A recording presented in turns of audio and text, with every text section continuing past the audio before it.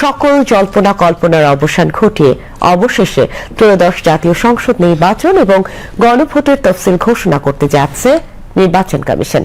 আজ সন্ধ্যা ৬টায় বাংলাদেশ টেলিভিশন ও বাংলাদেশ বেতারে প্রধান নির্বাচন কমিশনার এএমএম নাসির উদ্দিনের ভাষণ প্রচারের মাধ্যমে নির্বাচনের তফসিল ঘোষণা করা হবে। নির্বাচনের দিনক্ষণ, মনোনয়নপত্র জমা দেওয়ার সময়সীমা এবং গণভোটের বিস্তারিত প্রক্রিয়া সবকিছুই জানা যাবে এই তফসিলে। উজ্জ্বল আহমেদের প্রতিবেদন।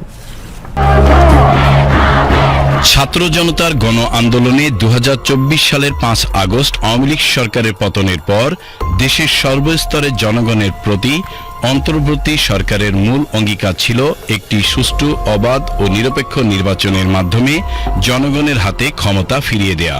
সেই ঐতিহাসিক অঙ্গীকার পূরণের লক্ষ্যে নির্বাচন কমিশন ঘোষণা করতে যাচ্ছে ত্রয়োদশ জাতীয় সংসদ নির্বাচন এবং গুরুত্বপূর্ণ জাতীয় ইস্যুতে গণভোটের পূর্ণাঙ্গ তফসিল। সন্ধ্যা ৬টায় বাংলাদেশ টেলিভিশন ও বাংলাদেশ বেতারে প্রধান নির্বাচন কমিশনার এএমএম নাসির উদ্দিনের ভাষণ প্রচারের মাধ্যমে নির্বাচনের তফসিল ঘোষণা করা হবে বলে জানিয়েছেন নির্বাচন কমিশনের সিনিয়র সচিব আক্তার আহমেদ।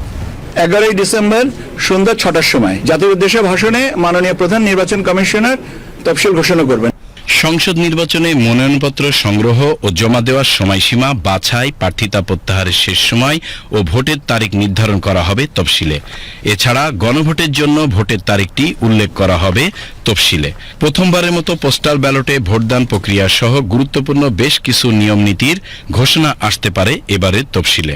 তফসিল ঘোষণার যুগান্তকারী সেই মুহূর্তটির জন্য উন্মুখ হয়ে আছে পুরো জাতি। তফসিল ঘোষণার সঙ্গে সঙ্গেই শুরু হয়ে যাবে নির্বাচনী প্রক্রিয়া, কার্যকর হবে নির্বাচনী আচরণবিধি।